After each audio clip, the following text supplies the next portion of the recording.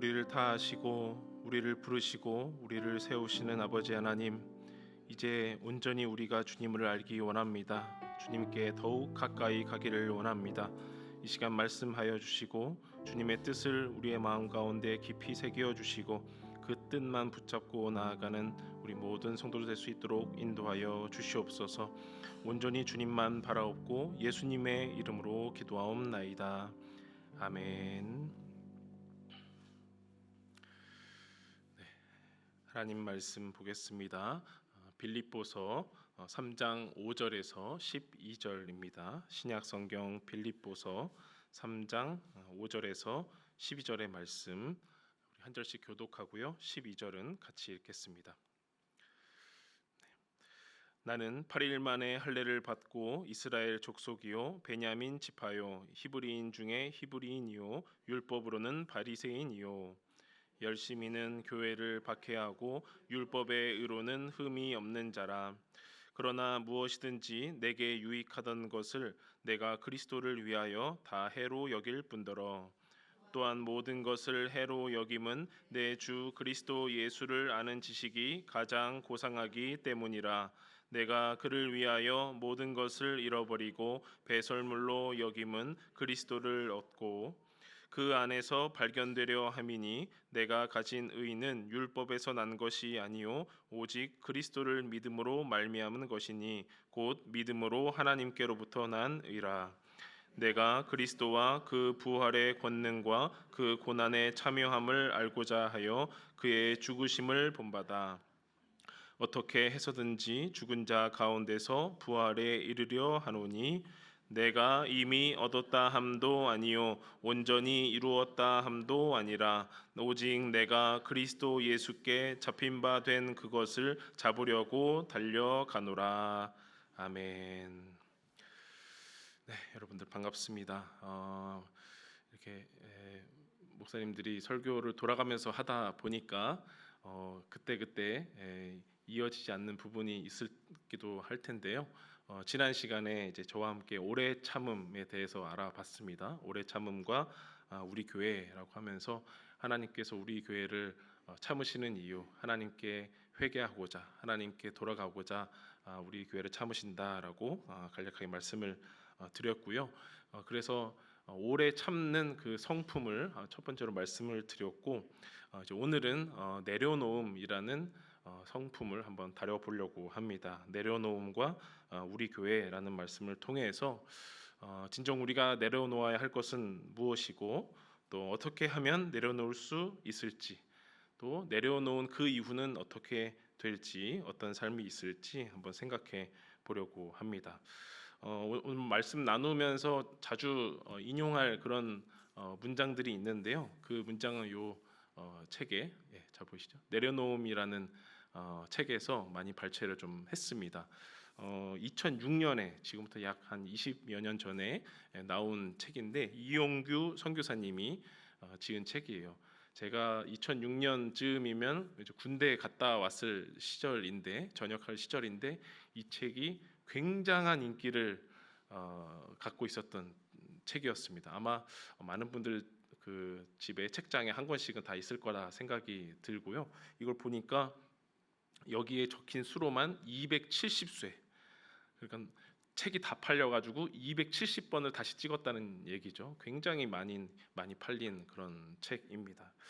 이 선교사님 간략하게 소개를 먼저 해드리면 서울대에 나오셨고 하버드 박사 받으신 다음에 하나님의 부르심을 받아가지고 몽골에 가셔서 국제학교 사역을 하시고 또 그 이후에 7년 동안 사역하신 이후에 2012년에 이제 인도네시아로 건너가셔서 또 국제학교를 설립하신 그 목사님 또 선교사님으로 잘 알려져 있고요. 지금도 많은 매체에서 나오고 계십니다. 그래서 굉장히 이슈가 됐었어요. 하버드까지 나온 그 박사가 다 내려놓고 선교사가 됐다니라고 하면서 굉장히 많은 이슈가 됐고, 저도 청년 때 많은 도전을 받았던 그런 책이었습니다. 이 내려놓음에 대해서 좀 알아보고요. 첫 번째는 먼저 내려놓음은 무엇인가, 내려놓음이 무엇이길래 우리 교회에 필요할까 한번 생각해 보겠습니다. 먼저 내려놓음은 내가 무엇인가를 가지고 있다, 내가 무엇인가를 소유하고 있다라는 것에서부터 출발을 합니다. 나의 힘이나 또 능력, 소유나 경험, 또 지혜, 또 내가 노력해서 얻은 그런 열매, 산물들을 통해서 눈에 보이기도 하고 또 손에 만질 수도 있고, 또 눈에 보이지 않고 또 손에 만질 수는 없지만 내가 이런 것을 갖고 있다, 소유하고 있다라는 것에서부터 이 내려놓음은 시작을 합니다. 그래서 우리가 가지고 있는, 눈에 보이든 안 보이든 간에 내가 가지고 있는 그것이 가장 고상하게 취급될 때 우리가 내려놓음에 대해서 생각을 하는 것이죠. 가장 고상하게 취급해야 할 가장 높은 자리에 그것이 올라가 있을 때 하나님의 자리가 도전이 되면서 우리가 내려놓음에 대해서 생각해 보는 것이죠. 내가 갖고 있는 어떤 것이 하나님의 자리를 대신하려고 할 때 우리는 그것을 내려놓아야 한다라고 말을 합니다. 반대로 생각하면 그것이 내가 가지고 있는 것이 내 인생 속에서 가장 귀한 것이라 여기기 때문에, 가장 고상한 가치라고 여기기 때문에 내려놓기 힘든 것이겠죠. 그래서 우리 그런 것들을 조금이나마 좀 찾아보고 과연 내려놓을 수 있을까 없을까 하는 것을 생각해 보고자 합니다. 내려놓음이라는 것을 주제로 하는 이유가 있어요. 방금 말씀드렸듯이 하나님께서는 그 하나님의 자리에 가장 우선순위에 가장 그 고결한 위치에 계시기를 원하십니다. 우리에게 있어서 가장 가치 있는 분으로 존재하기를 원하십니다. 우리가 세상을 이런저런 모습으로 살다가 그저 필요할 때만 마치 램프의 요정을 부르듯이, 램프를 비비듯이 특정한 순간에만 불러일으켜서 또 우리가 위기가 다가올 때만 불러서 소원을 이루어주는 그런 하나님으로 전락하는 것이 아니라 늘 우리와 함께 하셔서 우리의 마음의 소원도 다 아시고, 그러나 그 마음의 소원보다도 더 크게 역사하실 하나님만 의지하도록 다른 욕심마저 다 내려놓기를 하나님은 원하신다라는 것이죠. 그래서 이 서두에서부터 결론적으로 말씀드리면 하나님의 자리에 있는 그 어떤 가치 있어 보이는 것들을 우리가 다 내려놓고 그곳에 하나님만으로 가득 채우자라는 것이 오늘 말씀의 포인트입니다. 가장 가치 있는 분을 하나님으로, 무엇보다도 하나님의 은혜를 가장 가치 있는 것으로 여기고 충만히 채우자라는 것이 오늘 말씀인 거예요. 끝낼까요? 이제 같이 한번 그걸 한번 파고 들어봐야겠죠. 이제 구체적으로 무엇을 내려놓을까? 무엇이 얼마나 가치 있어 보이길래 하나님과 이렇게 도전을 하게 될까? 한번 살펴보면 하나님의 은혜와 견줄 수 있는 게 무엇일까 살펴보면요. 첫 번째로는 명예와 인정의 욕구를 내려놓는 것입니다. 명예와 인정의 욕구를 내려놓기. 명예와 인정은 남녀노소를 불문하고 우리가 살아가면서 어떤 자리에 오르거나 또 어떤 신분을 획득하고 성취하는 가장 기본적인 동기라고 할 수가 있겠습니다. 명예로운 자리, 또 인정받는 것, 우리의 가장 큰 동기 유발이 되는 것이죠. 교수를 한번 생각해 보면, 교수가 되고자 한다면 먼저는 이 학사를 잘 마치고 또 전문 분야를 택해서 또 석사와 박사를 거치며 수많은 연구를 하고 또 논문을 제출하고 합격해야만 그 자리에 이를 수가 있겠습니다.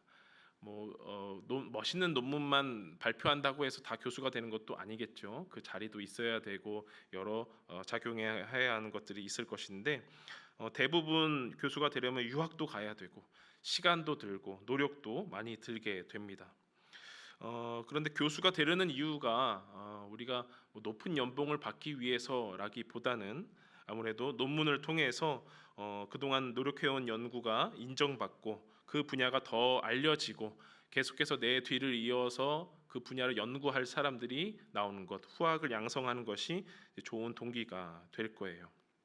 저희 장신대에서도 많은 교수님들이 정말 많이 노력하시고 그냥 내가 알고 있는 거 가르치는 것만 뿐만 아니라 골방에서 계속 연구하시고 논문을 발표하시는 것도 볼 수가 있어요.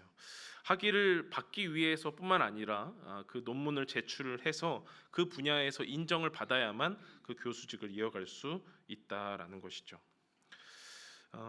또 하나 이제 얼마 전까지 굉장한 인기를 끌었던 영화 중에서 서울의 봄이라는 영화가 있었습니다. 다들 보시고 또 들어보셨을 거라 생각이 들어요.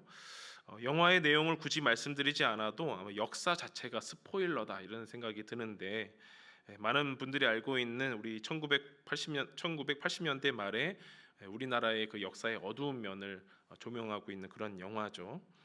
거기서 등장하고 있는 몇몇 군인들의 모습을 보면 참 신념을 가지고 나라를 위해서 몸을 던지는 군인들을 볼 수가 있고요.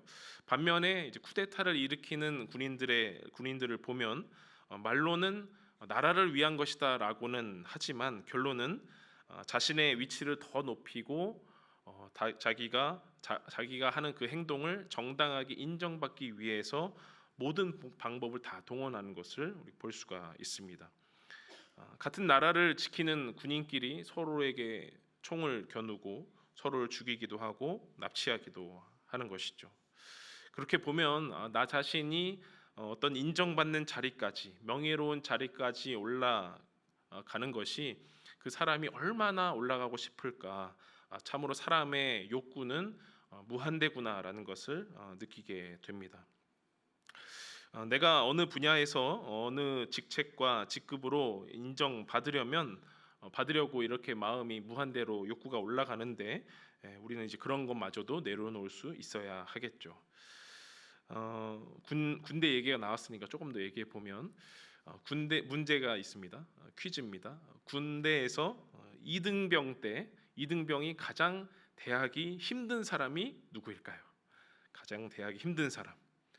병장일까요? 중대장님? 누구라고요? 예.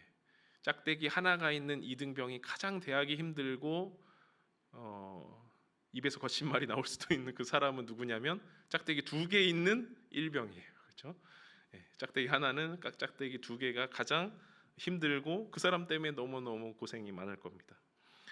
이등병도 나름 자기 자리에서 눈치 보면서 열심히 한다고 하는데, 이 일병 눈에 보기에는 어때요? 아주 허접하죠. 저걸 일이라고 해놓은 건지, 요걸 해놓으라 그러면 바로 옆에 거는 그대로 두고 요것만 하고 이렇게 일머리가 없어 보이는지 그런 생각이 듭니다. 상급자의 눈으로 보면 참으로 한심해 보이죠. 이등병의 자리는 그렇게 참 인정받지 못하는 자리입니다. 그래서 이등병이 생각을 해요. 내가 짝대기 하나만 더 달면, 내가 저 자리에만 오르면 나는 저렇게 하지 않으리라. 나는 아랫사람들 잘 인정해주고 잘 가르쳐주고 좋은 군인이 될 수 있도록 코칭해 주리라 라고 생각을 하고 다짐을 합니다. 그런데 시간이 흘러서 짝대기가 늘어나고 위에 자리로 올라가면 어떻게 될까요? 이전까지의 전철을 반복하게 되죠.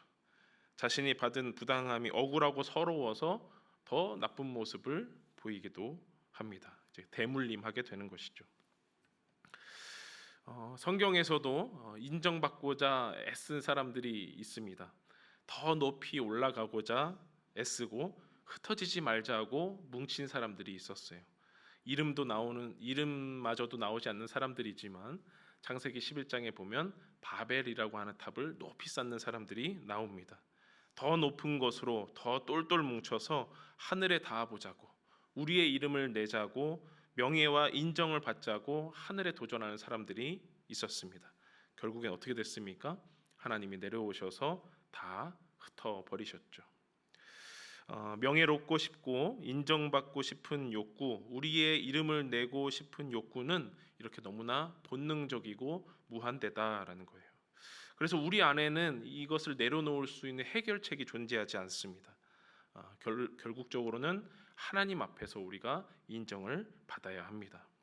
인정받고 싶은 욕구를 다른 사람에게 강요하고 폭력적으로 행하는 것은 결국 그 사람을 또 서로가 피폐해질 뿐인 것이죠. 우리에게 그런 인정받고자 하는 욕구가 있다면, 명예로운 자리로 올라가고자 하는 마음이 있다면 다른 누구에게서 그것을 요구하지 않고 하나님에게서 인정을 받아야 된다라는 것이죠. 내려놓음 책에 166쪽에 이런 문장이 있어요. 읽어드릴게요. 우리 안에는 아주 작은 어린아이가 있다. 그 아이는 인정받고 싶어 울고 있는 아이다. 이 아이는 욕구가 채워지지 않을 때 우리 속사람을 힘들게 하고 괴롭힌다. 이 아이는 오직 하나님의 사랑과 인정을 통해서만 안정을 얻고 쉼을 누릴 수 있다. 네, 저도 참 제 안에 울고 있는 아이가 있는 것 같아요. 어떻게든 인정을 받고 싶어하고, 반대로 말하면 인정해주지 않는 그런 상황이 오면 아주 그냥 이 속에서 분노와 화가 막 일어나는 그런 것을 제 스스로도 증거를 하게 됩니다. 여러분 참 안식과 쉼을 원한다면 다른 누구보다도 하나님의 인정, 하나님의 사랑을 갈구하시고 채워주시면 참 좋겠습니다. 두 번째, 뭘 내려놓아야 할 것인가? 하나님의 은혜와 견주어서 우리는 판단과 정죄의 마음을 내려놓아야 할 것입니다. 판단과 정죄의 마음을 내려놓는 것, 우리 예수님이 일찍이 말씀해 주셨습니다. 마태복음 7장에 보면 비판을 받지 아니하려거든 비판하지 말라. 너희가 비판하는 그 비판으로 너희가 비판을 받을 것이요 너희가 헤아리는 그 헤아림으로 너희가 헤아림을 받을 것이니라. 다른 사람을 판단하면 그 판단으로 네가 도리어 판단을 당할 것이다라고 말씀을 하셨습니다.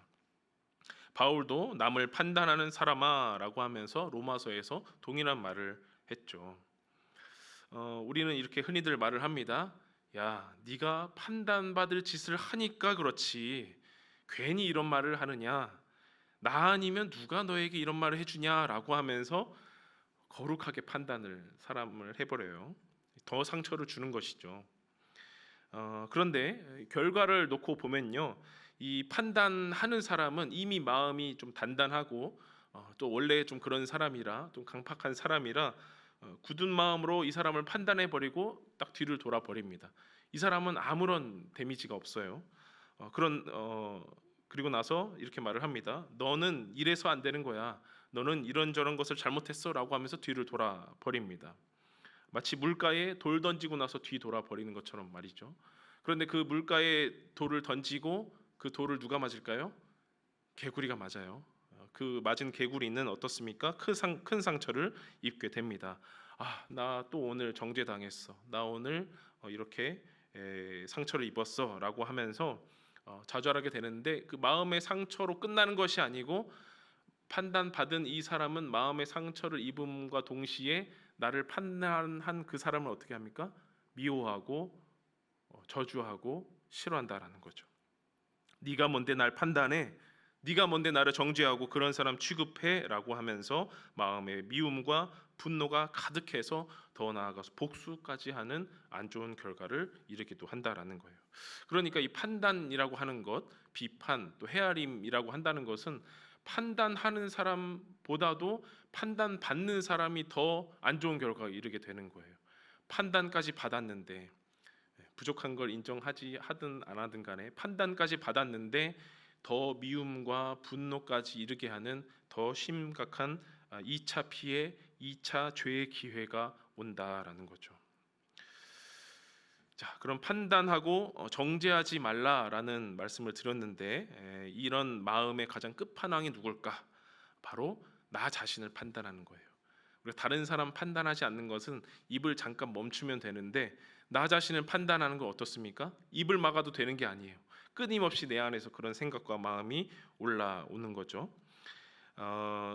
애니메이션 영화 중에 이제 인사이드 아웃이라는 영화가 있습니다. 우리 아이들이 참 좋아하는 영화인데요. 최근에 이제 2편이 개봉을 했어요. 지금 보이는 저 화면에는 1편에 나온 그 감정들입니다. 뭐 행복, 또 기쁨이죠. 기쁨이, 슬픔이, 버럭이, 뭐 그런 애들이 나오는데, 기본적인 아주 어릴 때 등장했던 그런 감정들인데 2편에 이르르니까 더 많은 감정들이 추가가 됐습니다. 아래쪽에 있는 감정들이 막 추가가 됐어요. 왜 추가가 됐을까요? 주인공이 사춘기가 와서 많은 감정들이 막 일어나는 거예요. 불안하고 당황하고 부럽기도 하고 따분하기도 하고 많은 이제 수십 가지 감정들이 선택되는 겁니다. 나도 모르게 그래서 안 좋은 선택도 하고 행동도 하게 되는데 그럴 때마다 이 주인공의 마음 속에 어떤 메아리가 울려 퍼지냐면요. 나는 왜 이 모양일까라고 울려 퍼져요. 나는 왜 이런 사람일까? 나는 왜 이 모양일까라고 계속해서 마음의 소리가 울려 퍼집니다. 단순한 후회를 넘어서서 나는 왜 이런 사람일까라고 하면서 자책하고 판단하게 되는 거죠. 여러분들도 나를 생각하면, 나 자신을 생각하면 늘 좋은 것만 생각납니까? 후회도 생각 많이 나고요. 자책하게 됩니다. 내가 그때 좀 이렇게 할 걸, 이렇게 좀 표현해 볼 걸라고 생각을 할 텐데 그럴 때마다 우리가 기억해야 할 것은 좀 겸손한 마음이 필요합니다. 내가 왜 그랬을까? 나는 틀려 먹었어라는 마음이 아니고 그래, 나는 결국 연약한 사람이야. 나는 정말 그럴 수밖에 없었던 죄인이야라고 하면서 겸손한 마음, 겸허한 마음을 가지고 조금 더 내 자신을 한 발짝 뒤에서 바라볼 수 있는 마음이 필요하다라는 거죠. 우리가 남을 판단하는 것 당연히 안 되는 것이고 또 판단받더라도 필요 이상으로 깊게 받아들이지 않고 그래 그러려니 하고 넘길 수 있는 마음도 요구가 됩니다. 또 나 자신을 판단하고 정죄하는 것도 그쳐야겠죠. 이 내려놓음 책의 152쪽에 보면 또 이런 말이 있습니다. 나 자신에 대해서도 판단하고 괴로워할 때가 많다. 결국 내가 나를 판단하는 마음을 내려놓을 때 우리는 평온을 되찾을 것이다. 그리고 상대방에 대해 판단하는 마음도 쉽게 내려놓을 수 있다. 내가 나를 판단하는 것 먼저 내려놔야 된다라는 말인 거죠. 자, 세 번째 우리가 또 무엇을 내려놓을까? 미래에 대한 계획도 내려놓는 겁니다. 자, 여러분 앞에 두 가지의 선택지를 드려보겠습니다. 하나는 내가 생각하는 가장 큰 돈을 받는 것. 또 하나는 내가 겪을 미래를 다 아는 것. 어떤 것을 선택하겠습니까? 네. 뭐를 선택한다고 불행한 미래가 오지 않고요. 행복만 온다고 생각을 하고 선택을 한번 해보십시오. 미래를 보는 눈과 돈을 갖는 것, 어떤 것을 선택하겠습니까? 큰 돈을 받고 좋아할 수도 있겠지만 조금만 더 생각을 해보면 미래를 안다고 하면 더 큰 돈을 아마 벌 수도 있을 겁니다. 당장에 좋은 숫자 몇 개만 알아도 그런 것이죠.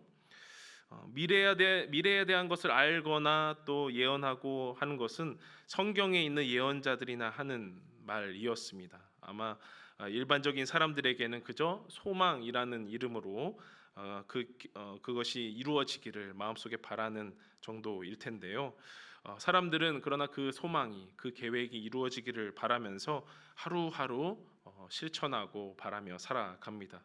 물론 계획적인 사람도 있고 좀 덜 계획적인 사람도 있지만 대부분 우리가 장밋빛 미래를 꿈꾸면서 살아가죠. 미래를 위해 계획하고 살아가는 것, 그 이유는 바로 미래가 불투명하고 알 수 없기 때문이죠. 그래서 끊임없이 실패하기도 하고 좌절하기도 하고 한 번 더 일어나서 노력하기도 합니다. 그런데 중요한 것은 그리스도인이 이 미래에 대한 계획을 가질 때 이것이 내가 세운 계획이냐 비전이냐 혹은 하나님이 주시는 비전이냐 계획이냐라는 것을 고려하지 않는다라는 거예요. 나는 이렇게 배웠고 이런 적성이 있고 또 이러한 길로 나갔기 때문에 이런 계획을 세우겠다. 그러니 하나님께서 도와주시라라는 식으로 나아간다라는 거죠. 계획을 다 세우고 혹은 결말까지 이미 다 만들어 놨으니까 그제서야 이제 하나님 앞에 묻는 겁니다. 하나님, 이러이러한 계획을 세웠으니 이루어 주시옵소서. 내가 여기에 지원을 했으니 몇 월 며칠까지 응답해 주시고 붙게 하여 주시옵소서. 이렇게 결과 통보식으로 기도할 때가 참 많다라는 거예요.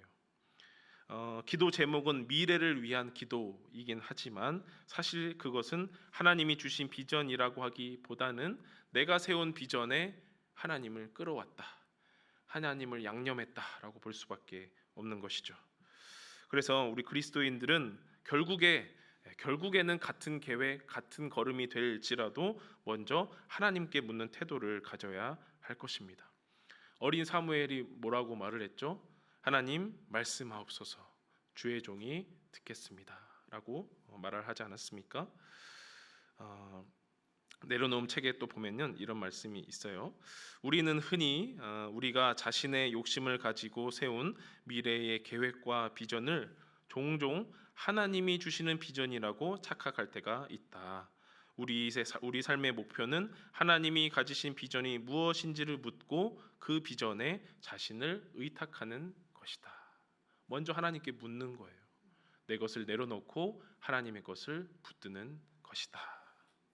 그렇게 인생을 다 내려놓고, 인생마저도 내려놓고 하나님 앞에 맡기며 기도하는 것이야말로 하나님이 주시는 비전을 이루는 시작이라고 볼 수가 있겠습니다. 정말 몇 가지만, 시간도 많이 없으니까 몇 가지만 이렇게 내려놓을 것들을 살펴봤어요. 이 외에도 우리가 우리 안에서 하나님 자리에 올라서려고 하는 그 많은 것들이 존재합니다. 보이는 것, 손에 쥘 수 있는 것, 또 보이지 않는 것, 이렇게 유무형의 가치 있는 것들이 하나님 자리에 많이 도사리고 있습니다. 우리가 그런 것들을 다 내려놓을 수만 있다면 얼마나 많은 그런 신앙적 유익이 있겠습니까? 그런데 이런 생각이 기독교뿐만 아니라 다른 종교에서도 이런 내려놓음, 또 비움이라고 하는 그런 덕목들이 많이 회자되고 있어요. 여러분도 많이 들어봤던 또 책과 그 내용인데요. 법정 스님의 무소유라고 하는 책도 많이 인기가 있었어요. 기독교에 내려놓음이 있다면 불교에서는 무소유라는 책이 엄청 또 인기를 끌었어요. 그런데 이 법정 스님이 돌아가시면서 유언으로 더 이상 내 이름으로 된 책은 출간하지 말아라라고 유언을 남겼대요. 그래서 모든 책들이 그 유언에 따라 절판이 되었고, 그러자 이 무소유라는 이 책이 책값이 10만 원까지 치솟았다고 해요. 네, 10만 원까지 책값이. 그래서 특히나 이 93년도에 나온 이 무소유라는 책이 110만 원에 낙찰이 됐다고 합니다. 경매에서 무소유를 소유하기 위해서 저 많은 금액이 이제 됐다는 거죠. 아주 오픈 해프닝이었다고 보여져요. 이 법정 스님이 산에는 꽃이 피네라는 책에서 무소유를 해설하는 말이 있었습니다. 무소유란 아무것도 갖지 않는다는 것이 아니다. 궁색한 빈털터리가 되는 것이 아니다. 무소유란 아무것도 갖지 않는다는 것이 아니라 불필요한 것을 갖지 않는다는 뜻이다라고 저 책에서 무소유를 해설했다고 해요. 그런데 기독교에서는 불필요한 것을 갖지 않는 것, 무소유하는 것만이 목적이 되지 않습니다.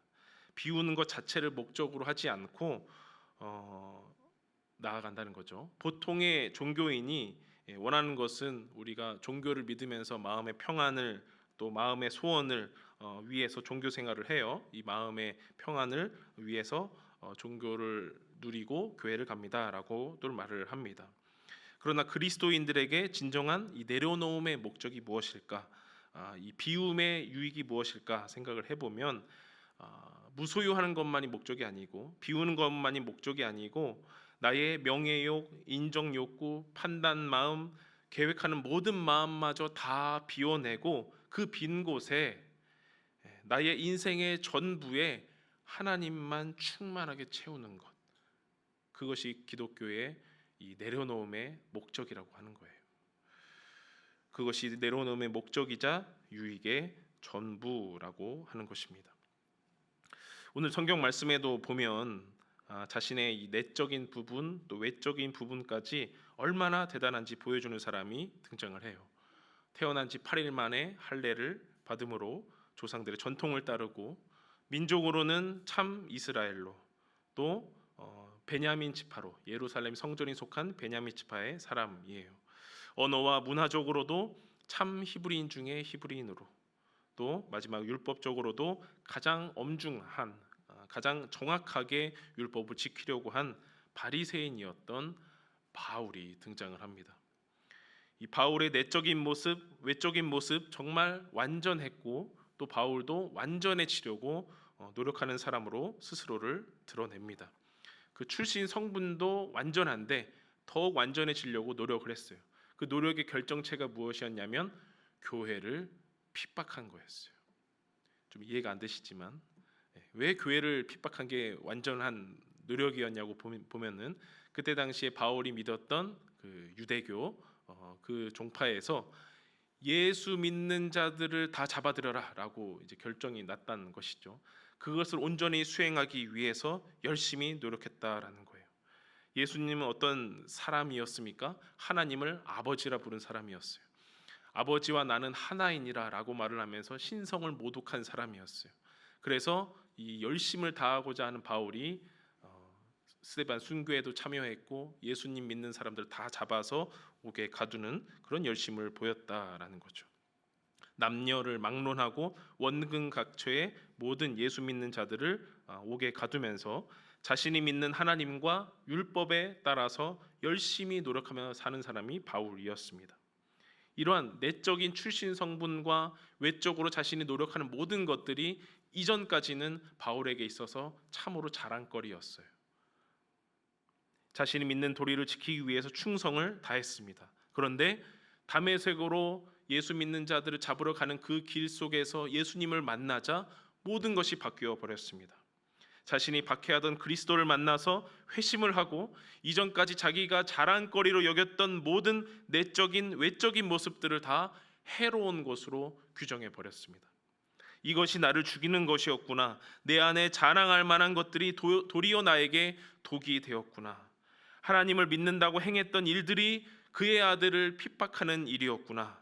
내가 이렇게 노력함으로써 인정받으려는 마음이 생기고 율법을 지키기 위해서 예수님 믿는 자들과 스데반의 순교까지 참여했었구나. 나의 모든 것들이 나에게 해로웠구나라고 깨달았다라는 거죠. 이전까지 같이 있었고 유익하던 것이었지만 이제는 그리스도를 위해서 다 해롭게 여기겠다라고 바울은 고백합니다. 오늘 본문 말씀 빌립보서 3장 7절 말씀 우리 함께 읽어볼까요? 시작. 그러나 무엇이든지 내게 유익하던 것을 내가 그리스도를 위하여 다 해로 여길 뿐더러. 여기서 유익하다라는 말은 그 기업의 재무제표에 쓰이는 그 경영 언어입니다. 재무제표의 수익란에 유익하다라고 해서 적는 그런 단어인 거예요. 그러니까 내가 살아오면서 유익하고 수익적으로 도움이 되는 그런 부분들이 사실은 내 인생 경영에 해로운 부분이었다라고 고백을 하는 겁니다. 왜냐하면 오직 그리스도를 위하여, 오직 그리스도 때문에 그것을 해롭게 여기겠다라는 것인데요.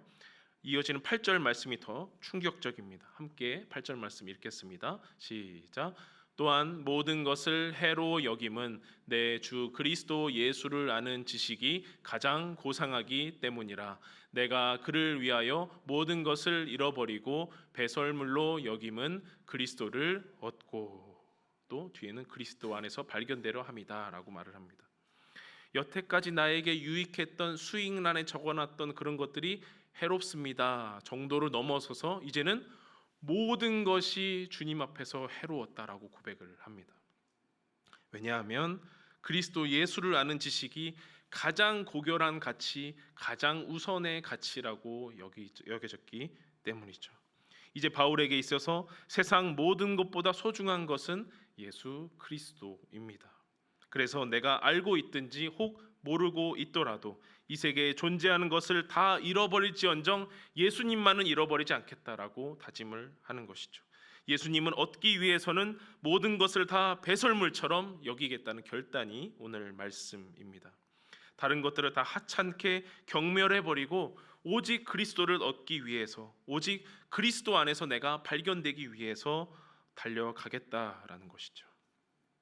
내가 갖고 있는 욕구들, 계획들, 그거 하나님 앞에 방해된다고 하니까 그런 것들 조금 줄이자라는 수준을 넘어서서 내 안에 있는 모든 것들, 내 밖에 있는 모든 것까지 다 하나님 앞에서 해로운 것으로 정의 내렸다라는 거예요.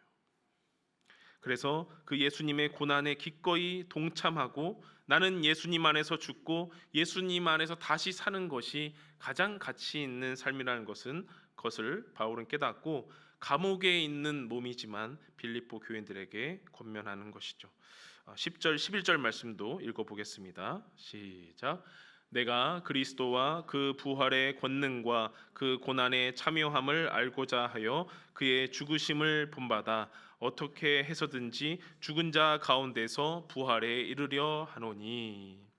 이건 단순히 내가 나이 들어서 죽더라도 천국에 가고 싶다, 영원히 살고 싶다라는 그런 수준의 고백이 아닙니다. 예수님의 고난에 참여하고자 그의 죽으심을 본받겠다, 어떻게 해서든지 부활에 이르겠다라고 하는 고백인 거죠. 대속의 죽음과 부활의 권능이 바로 예수 그리스도 안에서 이루어졌다는 것을 내 전 인격이 깨달았기 때문에 나오는 말인 것입니다. 깨달은 것으로 끝나지 않습니다. 내적으로 외적으로 배설물과 같은 나의 욕구들, 욕망들을 하나님 앞에서 다 내려놓았으니 이제는 무엇을 해야 됩니까? 하나님으로 충만하게 채워야 된다라는 거예요. 하나님의 고난과 하나님의 죽으심과 하나님의 부활하심을 내 마음, 내 인생 가운데 충만히 채울 것이다라는 그 소망과 기도인 것입니다. 그러기 위해서 오늘도 경주하며 달려가자. 나는 날마다 죽는 사람, 날마다 죄와 싸우는 사람이지만 날마다 달려가자라고 하는 12절 말씀까지 우리 한번 읽어보겠습니다. 시작. 내가 이미 얻었다 함도 아니요 온전히 이루었다 함도 아니라 오직 내가 그리스도 예수께 잡힌 바 된 그것을 잡으려고 달려가노라. 뒤를 돌아보지 않습니다. 다시 그것을 잡으려고 애쓰지 않아요. 예수님 조금 따르다가 나 도저히 못 해먹겠네 하고 다시금 옛날의 욕망과 옛날의 계획으로 옛날 인간의 모습으로 돌아가지 않고 앞만 보고 주님을 향해서 달려가겠다. 내가 자랑할 만하고 내가 옳다고 인정하며 우월한 가치로 여겨지는 것 다 그리스도 앞에서 내려놓겠습니다. 다시 그것을 붙잡으려고 뒤돌아보지 않고 손 벌리지 않고 애쓰지 않고 우리 주님만 보고 나아가는 삶, 그것이 내려놓음이다라는 것이죠. 그런 내려놓음 어떻게 가능할까요? 우리는 가능할까요? 불가능할까요? 불가능합니다. 도무지 불가능합니다. 그래서 하나님의 선물, 하나님의 은혜를 갈망해야 합니다. 내가 만들어서 내가 이뤄내면 그건 선물인가요? 아니죠. 다른 이에게서부터 주어져야, 아무런 조건 없이 사랑의 마음이 담겨야 그것이 정말 선물로서 오지 않겠습니까? 그것이 은혜입니다. 내가 진정 내려놓을 수 있고 그 텅 빈 곳에 하나님의 것으로 충만하게 채워지는 은혜가 있게 하옵소서. 이런 선물을 우리가 갈구해야 한다라는 것이죠. 하나님이 이끌어 주시는 대로 그렇게 살도록 그런 선물과 같은 삶으로 인도하여 주옵소서. 준비와 과정과 결과마저 다 맡겨 드립니다. 이렇게 기도하는 것이겠습니다. 내려놓음의 이제 21쪽, 22쪽에 있는 말 하나만 더 읽고 우리 기도하도록 하겠습니다. 네, 선교사님 얼굴을 마지막으로 보여드리면서 하나님으로 채워지는 것이 비움의 궁극적인 목적이다. 하나님으로 채워질 때 우리는 비로소 진정한 행복을 경험하게 된다라는 거예요. 바울은 감옥 안에 있었지만 너무 행복하고 너무 기쁘다. 그래서 나를 본받으라라고까지 말을 해요. 왜냐하면 진정한 행복을 경험했거든요. 나를 다 비워냄으로 하나님의 것을 충만하게 되는 삶을 경험했습니다. 저와 여러분도 우리 안에 가치 있게 자리 잡은 것들을 한번 세어보시고 그것을 과감하게 비우기로 다짐해 봅시다. 내 능력으로는 되지 않으니 성령님을 의지하며 내려놓으면 내려놓을수록 그 텅 빈 곳에, 그 텅 빈 것을 두려워하지 말고 하나님의 것으로, 하나님의 은혜로 채워달라고 기도합시다. 내 주장이 올라오고 혈기가 가득할수록 내려놓음의 믿음을 더하여 달라고 기도합시다. 나보다 남을 더 낫게 여기는 그런 마음을 갖자고 바울은 얘기를 했어요. 그러나 남보다 더 낫게 여기려는 그런 마음도 다 내려놓고 하나님의 뜻 이전에 자리 잡고 있는 나의 뜻도 다 내려놓고 오직 주님의 뜻만이 여러분과 우리 교회 가운데 온전히 충만해지길 간절히 원합니다. 이런 마음으로 오늘 찬양하며 나아가겠습니다. 내가 주인 삼은 모든 것 내려놓고.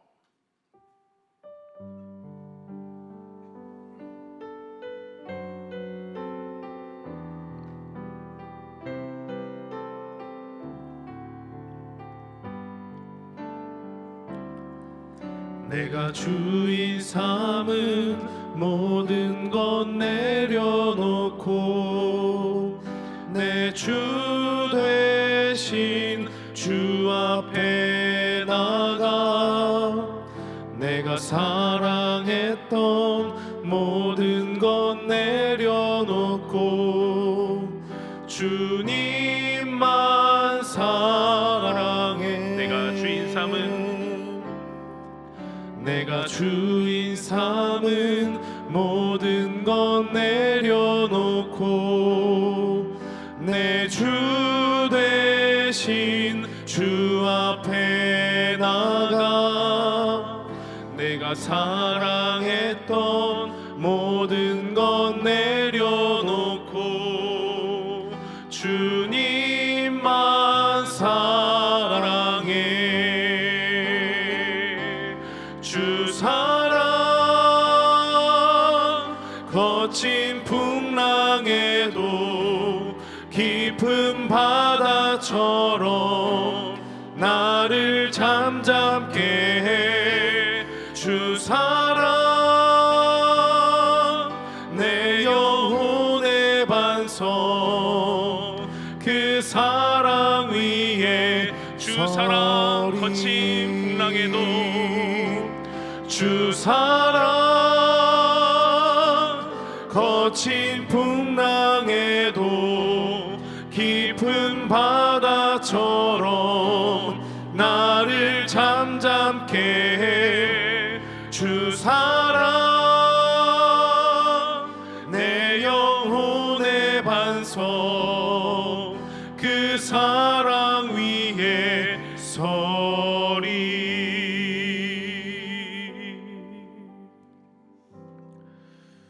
우리 안에 비워야 할 것은 무엇입니까? 당장은 비웠지만 또 채우고 싶은 우리 마음의 욕구와 욕망들, 계획들, 우리의 마음은 무엇입니까? 이 시간 잠잠히 세워보시면서 주님, 그것들 하나님의 은혜로 다 비워내게 하여 주시옵소서. 그러나 그 비우는 것만이 목적이 아니라 하나님의 은혜로 채워 주시옵소서. 하나님의 역사로 그 텅 빈 곳에 채워 주시옵소서. 나의 부족한 가운데 하나님의 능력으로 채워달라고, 하나님의 은혜로 채워달라고, 내 힘으로 할 수 없다고 성령 하나님과 함께 도와달라고 이 시간 간절히 기도하시며 나아가겠습니다. 살아계신 아버지 하나님, 하나님 우리 마음 가운데 욕망이 있습니다. 인정받으려 하고 명예로운 자리에 오르려 하고 내 욕심을 채우려고 하는 그 욕망들이 있습니다. 하나님 또한 나는 다른 사람을 보면서 판단하고 정죄하려는 마음이 있습니다. 또한 무엇보다도 내 자신을 정죄하려고 하는 그런 마음들이 너무나 가득합니다. 하나님, 내가 살아가면서 나의 미래에 대해서 걱정하며 계획하며 내가 내 인생을 좌지우지하려는 그런 마음도 있습니다. 그러고 나서야 그 끝에 이르러서야 주님께 기도하는 나를 주님 불쌍히 여겨주시고 하나님 그런 모든 계획하려는 마음들, 나의 욕망과 모든 욕심의 마음까지, 판단과 정죄의 마음까지 하나님 다 내려놓을 수 있도록 성령님 역사하여 주시옵소서. 나를 위해서 성령이 협력하며 도와주시고 기도하시는 그 마음을 가지고 하나님 그 텅 빈 곳에 온전히 하나님의 은혜로, 하나님의 인도하심으로, 하나님의 뜻으로 채워질 수 있도록 역사하여 주시옵소서. 그래서 오직 하나님만 바라보며 나아갈 수 있도록 온전히 이루었다 함도 아니고 온전히 달려갈 수 있는 그런 마음 하루하루 더하여 주시옵소서. 그렇게 포기하지 않고 절망하지 아니하고 다시금 주저하지 않고 하나님만 보며 앞만 보며 나아갈 수 있도록 우리 모두에게 하나님 복 내려 주시옵소서. 그런 마음, 신실한 마음 더해줄 줄을 믿습니다. 살아계신 하나님, 이 세상 모든 것을 배설물처럼 만드는 하나님의 뜻은 어디에 있습니까? 부디 모든 것을 내려놓고 텅 빈 우리 안에 주님의 뜻이 가득하길 원합니다. 주님의 고난에 동참하며 그 죽음과 부활에 우리의 모든 것을 걸고 달려가길 원합니다. 잠깐 말씀 듣고 기도했다고 다 이루었다고 자만하지 않고 매 순간 민감하게 하시고 내 뜻을 높은 뜻이라 여기는 모든 마음들도 내려놓고 오직 주님의 풍성한 마음을 부어 주옵소서. 우리를 위해 다시 사신 예수님의 이름으로 기도하옵나이다. 아멘.